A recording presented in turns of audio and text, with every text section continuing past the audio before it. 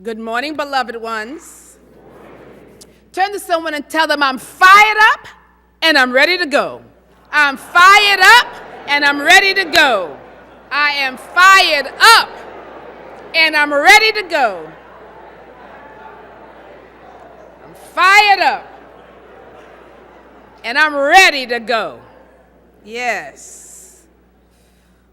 Well, happy New Year once again. Thank you. Happy New Year. You know, here we are at the same starting place of a brand new year. A brand new year. And I think it's safe to say that some folks may be actually excited that last year has come to an end. Right? That somehow we're able to put 2017 in the can. It's done. And even though there are probably many of the challenging issues that might still exist, we are somehow grateful and thankful for this moment. Because in this moment, at least we have the promise of a new start. In this moment, at this time, we have the thought, or we can be fueled by the energy and the thought of creating a better future for ourselves and a better future for the world that we live in. Even though we know that there probably are still more things to come, more challenges that might lie on the horizon. At this point, we feel hopeful, we feel open and expected, especially at this time because it's the beginning of a new year.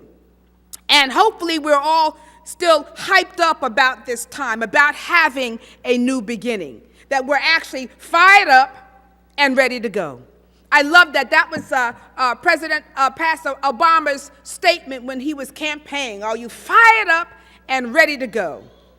And when I was out here listening, I always feel the pulse and the energy of the room when I come out. And it felt a little low to me. And I thought, well, maybe it's because people are exhaling after the holidays and they're trying to just regroup and gather themselves. But I know how important it is to have an intention and to set our intention. And even when we might not feel like it, sometimes you have to act as if, right? What is it? Fake it till you make it. Sometimes, so I said, yeah, you know what? We need to be fired up and ready to go. We know that it was perhaps challenging in some respects, but we have an opportunity at this point. See, I believe that whenever we make that transition from one phase to another, from one time period to another time period, whether it's moving from one age to another, or one decade to another, or one millennium, there's a special energy. So this is a special energy. We're moving from one year into another, and we can capitalize on the energy that is prevalent. The energy of beginning again, starting anew, having a fresh opportunity. And we need to be fired up to take advantage of that energy. Right? Am I right? Yes. Okay, so this half right here has it. Good. We're going to work on the back half and the balcony.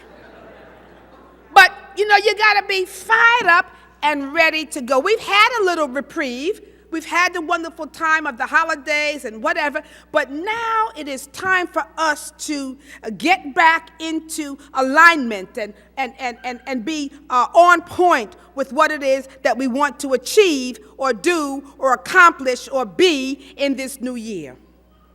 And use this precious time. Now, I have to admit that sometimes I get caught up in the idea of creating new goals and having new dreams and new visions, right? And new intentions. I get excited about what may be, what may come, what may be, and excited about, well, what is it that I desire for myself in this new year? And I get excited, and I might even think about some goals or whatever. But I always seem to stop short of making New Year's resolutions.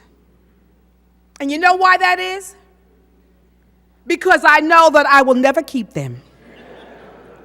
It's true. I don't make New Year resolutions. I might have a stated intention or that, but I don't make New Year's resolutions because I know that I probably will not keep them. You see, making promises, and that's what a resolution is to yourself.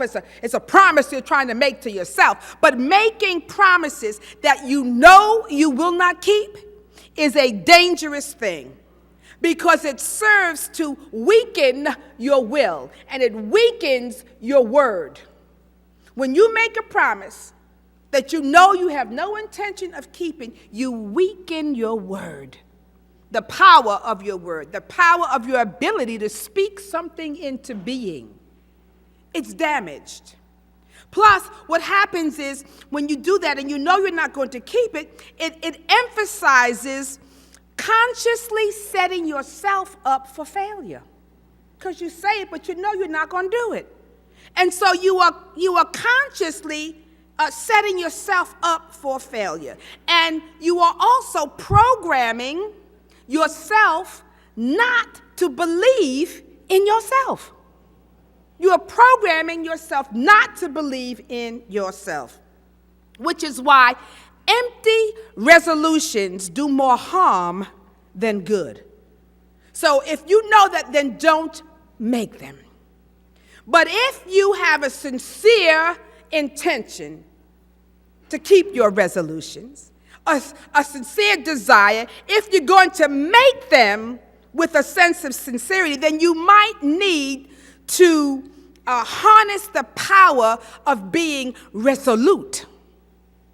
You see, there's a difference between making a resolution and being resolute.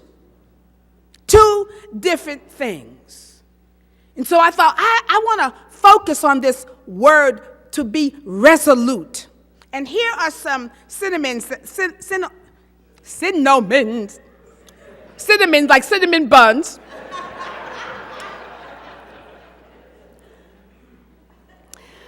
For resolute. And it says this.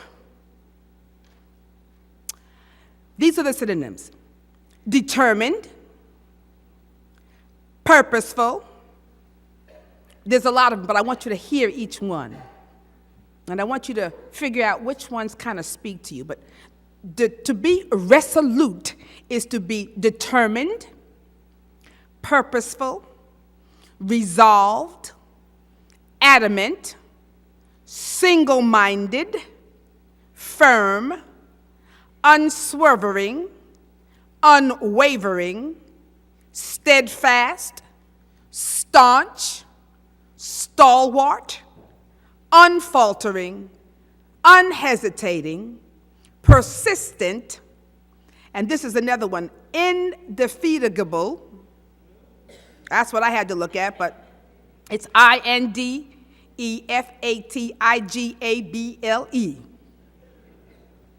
And I think it means being determined not to be defeated. Tenacious, this is to be resolute. Tenacious, strong-willed, unshakable, stubborn, dogged, obstinate, obdurate, inflexible, intransigent. And some of these you got to look up.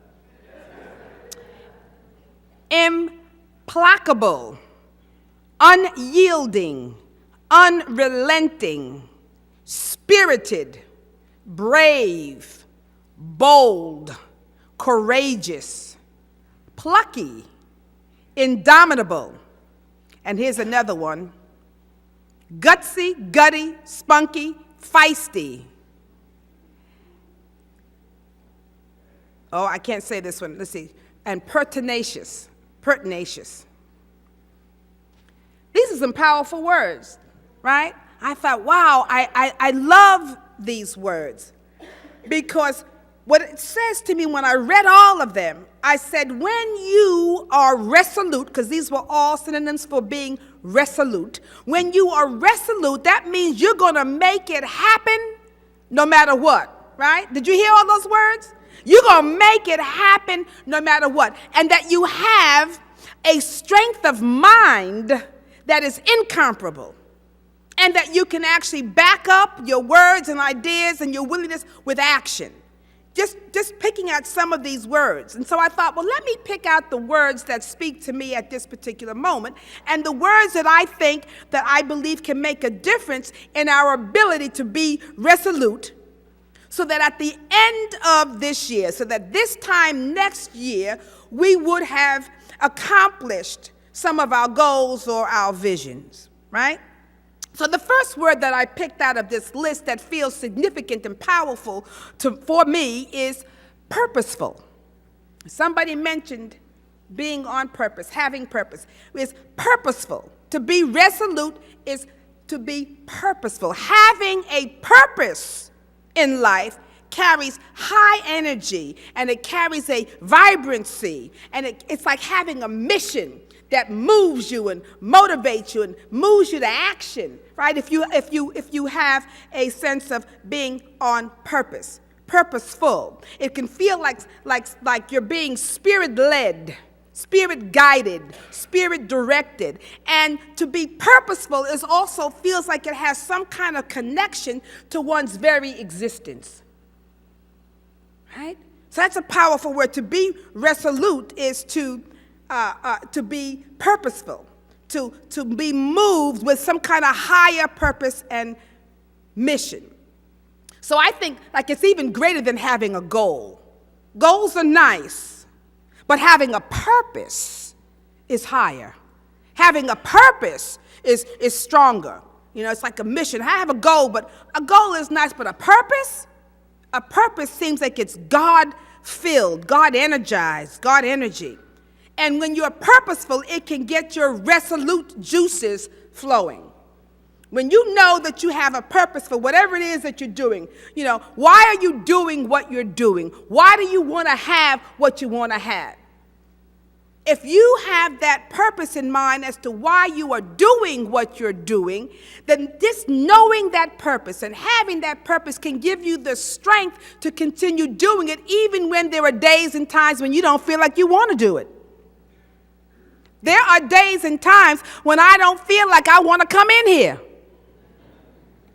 I'm telling you my humanity, right? There are days and times when I might get up and say, Lord, I don't really feel like ministering today. I don't feel like writing this eulogy in the middle of my vacation. I don't feel like that. But you know what keeps me going? It's my purpose. When I'm in touch with, I may have those feelings, but then I get in touch with my call, my vision, my reason for doing what I do. It moves me. You see what I mean? It moves me beyond my limited wants and feelings. Because when I get in touch with that purpose, it's like, yes, all right, I got to go. I'm fired up and ready to go. It moves me. So if you want to be resolute, not just have resolutions, but you want to be, it's a state of being, right? Then you've got to be in touch with certain things. And one of them, I think, is to be purposeful. What is your purpose? And finding that purpose, because it gives you then the energy to be a conscious co-creator when you understand what your purpose is. And for those times in which you may not feel like doing what you're called to do, or you may feel like giving up. When you feel like giving up and you tap into your purpose, it energizes you. It moves you. So for me, to be resolute is to be what? Purposeful. Another powerful quality out of these words of being resolute for me, I love the one that said, is to be single-minded. Single-minded, especially in a world where distractions are plentiful, right? Distractions are rampant. There are many, many things that can distract me from my purpose. And there are many things that take me out of my sense of who I am and what I'm called to do. And being single-minded in the midst of all of these distractions is really a plus. It's a powerful plus to be single-minded. Because think about this. To be single-minded says that You can take a thought, or you can hold a thought in mind. And when you can hold a thought in mind, then you increase the ability to gather the substance, or that God energy, or the creative energy. The substance is the stuff of God. And when you can hold a thought in mind, then it increases your ability to then gather the substance of God around that thought, right? Until that thought's only resource is to manifest. So being single-minded means the ability to take a thought and to hold the thought long enough that you can then generate and gather and pull the substance of God to that thought. And then that thought then has no other recourse but to manifest. This is how things work, which is why we say in New Thought that thoughts held in mind do what? Produce after their kind. Not the thoughts that run through your mind, but the thoughts you are able to hold in mind. That means the holding means you're single focused. When you're holding it in mind, that thought, that vision, that energy is there, it's present, you are with it. And when you can do that, when you can hold the purpose in mind, when you can hold the thought in mind, when you can hold the vision in mind, you can hold the goal in mind without doubt, without unanswerable questions, without things that you fear, without all of those things. When you can hold that, then you begin to stir up the gifts of God. You then stir up the energy of God. And so it's powerful. Even Jesus said, he said, if thine eye be single, then your whole body will be filled with light. Meaning that if you can keep your focus single-minded, if you can hold on to that thought, then what happens is, and only see that purpose, only see that guidance, then you'll be filled with light. And light here is the symbol for guidance and direction and wisdom and revelation. It's the light. Then your whole body, your whole being will be filled with light. You'll be filled, your consciousness will be filled with the guidance you need, the directions you need, everything that is needed to fulfill that thought, that desire. And when you are in that state of holding that one, single-minded, if thine eye be single, which means, like Chandra just said, stop looking at the appearances. When you can hold and see only the good, only the God, only that which you desire. See, what happens is we start seeing what we don't want. Don't focus on what you don't want. See what you do want. Be single-minded. Keep your eye on the prize. Then all of a sudden, things begin to happen. But you've got to watch out for the distractions that'll cause you, like Peter. He was walking on that water. He got distracted by what? By the wind and the waves. And he started looking at the wind and looking at the waves and looking all around. And all of a sudden, bam, he starts to sink. If he had kept his eye, he was single-minded on that Christ, on the goal, he would have walked on the water, no problem. And so we've got to check out then how easily are we distracted? And check out what your distractions are. And not only how easily you get distracted, but what are your distractions when you are trying to be single-minded? If you're being single-minded, that's good. That means you're clear. You're clear as to your purpose. You're clear as your desire. You're clear on what you want. Chances are you're going to then be resolute in manifesting your desire.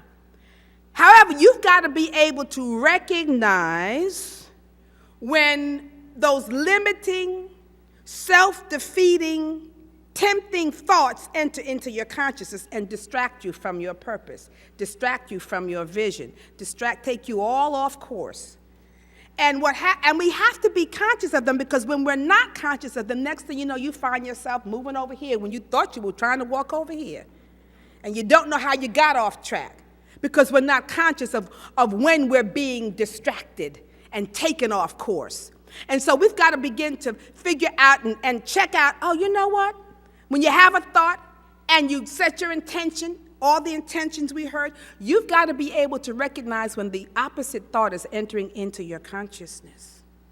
You've got to be able to say, oh, you know what? This thought here is a distraction. I see what's happening. This is taking me off where I don't want to go.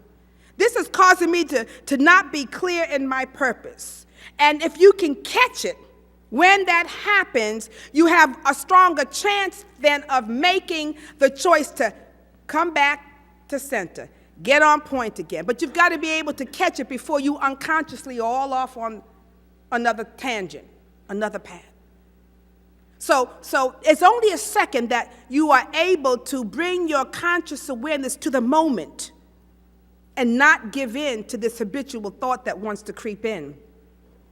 There was a woman, I don't know her name, and I'm going to look it up, but she was talking about that there's only a few seconds when the thought, we have an intention, and we have a desire, and then in that space, we have a choice to do it or another thought comes in. And usually, when we're not conscious, that other thought that comes in is probably an opposing thought, and it's an habitual thought. And if we can't capture the moment to make that free choice, we move over to that pattern, that ingrained thought, right? The way we've always been, the way we've always done it. And then the next thing you know, it's happened already. I said to myself, I didn't make a resolution, but I said, I want to cut back on my sugar intake. I don't want to eat as much junk. And I was so clear. But I wasn't resolute, but I was clear. And that's what I wanted to make. And then the triggers are, when I sit down to write my talk, I'll get a cup of tea. I'll get noni biscuit. I'll get some chocolate. I'll get some popcorn, I get some potato chips, and I think I'm feeding this energy that I'm trying to get out. But it's a habit. You understand? It's a habit. So the day before, I thought I was going to be clear on cutting back, and then all of a sudden, I found myself rationalizing, saying, well, okay, just a little bit's not going to hurt me or whatever. See, just a little bit, it's okay for me to do that. But when you have that split moment, you have to see if you have a thought that is now rationalizing why you're now going to go back to the old familiar way of doing it. And if you hear a rationalization that is in opposition to what you said you were going to do, then you know that you're on your way to the same old pattern. And we still have a choice, but a lot of times, we're unconscious and we move without making the choice for the new thing. So you've got to be able to see when you're rationalizing, see when you're being distracted. You have to muster everything up in your ability to see it and to say no, and then to distract yourself with your purpose. My purpose is to cut down on my sugar intake. One, for physical, because the doctor told me I needed to do that. That should be, motivation enough. If not, I'm going to move into another direction where then I have this and that and medicate. You know what I mean? I have an opportunity to make a choice for my own health. But I've got to see when I'm distracting myself from my purpose, which is to be happy, healthy, whole. I've got to see when I'm distracting myself from my vision, from what it is I want. And if in that split second, if I can bring myself back to my purpose, well, what is your purpose? To eat this, chocolate? Or is it the purpose for you to be healthy and whole? And I got to bring the purpose back. What you have to do is distract yourself from your distractions. You see? How can I distract myself from my distractions? Well, first of all, by recognizing I'm being distracted. And I do that by recognizing my self-talk. And my self-talk is usually rationalizing why I should do what I said I didn't want to do. So all of this is about being conscious. It's a practice. It's going to take a practice, but we can do it. The more we do it, the more we catch ourselves and come back to it, then we can become single-minded. But it is a practice. And so don't get discouraged. What happens is also, since we're off the diet, we say, oh, well, I've blown it already, so why not? Don't get distracted that you were distracted. Don't get discouraged that you had a slip or you gave in for something. Just get back on the horse again and again. Get back on with no self-defeating talk, no beating yourself up. See, Sylvia, that's what you always do. You're a terrible person, horrible person, da-da-da-da-da. You should be wiped off the face of the earth because you can't stop eating chocolate. But this is the kind of stuff, I don't have to, none of that. Just recognize, okay, I've got distracted, I'm off base again. Let me get back on. Let me do it again. Let me try again. It's called being persistent. And persistent is another word, another synonym for what? For the power of being resolute. If you're going to be resolute, you have to also know how to be persistent. So I've got to be purposeful, and I also have to be what? Persistent. And persistence is simply the commitment to do it again. Whatever it is that you want to do, persistence is simply the commitment to do it again, to try it again, to get back on the horse again. It's persistence. Now, a lot of times when we try something and we fail at it, we use the failure as an excuse not to try it again, right? Because what can I do? I'm just addicted to chocolate. It's just the way, you know what I mean? What can I do? It's my de-stressor. I have stress. So I must have chocolate. See, instead of getting back, we make what? We make those excuses and rationalizations instead of simply being persistent. Okay, today I will try again. Today I will try to remember my purpose, why it is I want to do what I want to do, what is calling me. Because if you fail, it's just simply a moment in time. It is simply an experience, but it is not an excuse for us to give up. And sometimes we use failure as an excuse to give up. But if we're going to harness the power of being resolute, then we've got to master persistence. You fall, get back up. You fail, do it again. There's some wonderful quotes I was looking on this whole concept of failure. Here's a Nigerian saying about failure. It says, your failures in life come from not realizing your nearness to success when you give up. You know what I mean? That next try could have been the one that takes you over. And so, your failures in life come by not realizing your nearness to success when you give up. Here's another one. The most important of my discoveries have been suggested to me by my failures. Also, failure is the opportunity to begin again more intelligently. I like that because it means now I've got a little bit more information. I can see the pitfalls a little clearer. I can say, okay, I want to avoid that. I want to do that. You gain more wisdom, more intelligence, more energy for the next time, and then the next time, however many times it takes. Mary Pickford said this. She said, if you have made mistakes, even serious mistakes, there's always another chance for you. And supposing you have tried and failed again and again, you may have a fresh start any moment you choose. For this thing we call failure is not the falling down, but the staying down. And I love the sentence in here that I love the best is this point. She says, we can have a fresh start any moment we choose. Any moment you choose, you can begin again.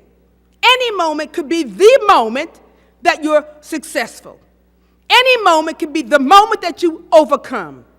And we get to choose that, to start over, to begin again. Or we can just be resigned and not resolute, but resigned and saying, can't do it. Oh well, right? Choosing any moment. That's powerful. Persistence is choosing again and again until success is the result. That's a great thing to have. in this power of being resolute. You have to have persistence. And the last word that I chose from this list that spoke to me was the word unfaltering. You see, I believe that we falter in our attempts, or we falter in general when we allow doubt and fear and unanswerable questions. When you start asking some of these, well, why did this happen? Those are unanswerable questions that take you down an empty path. But when we allow fear and doubt and unanswerable questions to enter into our minds, we begin to falter. And the only way that I know to be unfaltering is to be faithful.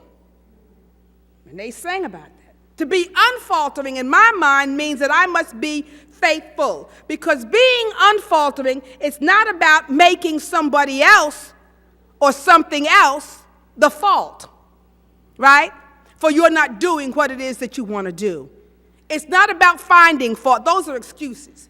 So being unfaltering, and the two words don't have anything to do with each other, but I like the word unfaltering and making somebody at fault. See, unfaltering is, I keep going, right? But I love the word unfaltering because when I falter, it's because I'm making somebody else at fault. Something else is at fault. I couldn't do it because of this, because of that, because of this. But when I am faithful, it's not about fault, but it's about faith. When I am faithful, I will be unfaltering. When I understand who's in charge of my life, I'll be unfaltering. When I understand that I have a mission and a purpose, and I'm persistent in it, and single-minded, I'll be unfaltering. You see? Because that means at some point when I can take all of those things and work it together, at some point what it says to me is that I'm going to have to partner with God. And when I can partner with God, then all of a sudden I can be unfaltering. When I can somehow take my faith and hitch it up to the presence and power of God at work in my life and affairs, I can be unfaltering. Nothing can then stop me. I may stumble, but I'm not going to be unfaltering. I will keep moving until I get it done. And if you're going to get it done, whatever it is getting done is for you, if you're going to get it done, if you're going to have your dreams, your desires, your vision, your purpose, then you have got to be resolute in magnifying your faith factor, because it's the faith factor that causes you to be unfaltering. Jesus said it best and most clearly when he said, simply have faith in God. It's one of my favorite verses in the Bible. It's not the shortest. Jesus wept is the shortest, but this is comparable. Okay? It is, he said simply, have faith in God. If I don't get any other teaching, that teaching is enough for me to move me through my life. Have faith in God. He didn't say have faith in people. He didn't say have faith in circumstances or things or conditions or what's happening in the world or what's not happening. He said have faith in what? God. Because he knows that God is the one infallible thing. There are no mistakes in God. There is no error in God. There is only the presence and power of God at work to bring about good, to bring about God's essence and God's nature. And when I have faith in that, I will be unfaltering. God is trustworthy, able, capable, inexhaustible, and ever present. We say that all the time. And if we stay close to that divine presence, right? Closer than breathing, nearer than hands and feet is the presence of God. If I breathe in God, if I think God, if I pray God, if I speak God, in everything that I do, I will manifest that expression of God. Lean not unto thine own understanding, but in all of thy ways acknowledge him, and he shall do what? Direct thy paths. Spirit gave me that scripture, and I have been saying, I don't know if I said this during our New Year's Eve service, but I have been saying Acknowledge him in all thy ways, and he shall direct thy path. And Spirit said, but you forgot the first part of the scripture, which is, lean not unto thine own understanding. Acknowledge him. And that was like, yeah, it's my own understanding that gets in my own way. So if I lean not unto that, and then I trust and acknowledge God, I will be unfaltering. I will be resolute. So, beloved ones, there's power in being resolute, not just simply making empty resolutions that have no foundation. But being resolute, to be resolute is to be in a state of mind. It is a state of being, right? It is a state of heart. When you are resolute, you don't have to make resolutions. Your whole life is a resolution, right? So the words that we chose for today, to be resolute, is to be purposeful, to be single-minded, to be persistent, and to be unfaltering. Now, these are the words that spoke to me today. Maybe tomorrow when I look at this list, there might be other words. But I suggest that for you, why not, you can look this up, it's on, Google, just Google Resolute, and find some words that speak to you, words that will come from within and move you to where you want to be and how you want to show up for this blessed new year. Because there's power. The power comes in being resolute. Remember, this is a wonderful new year, and this year will be as great as you choose. Because at any moment, you can choose to begin again. It is up to you. But as for me, I'm going to choose the power of being resolute. Have a blessed and powerful Happy New Year.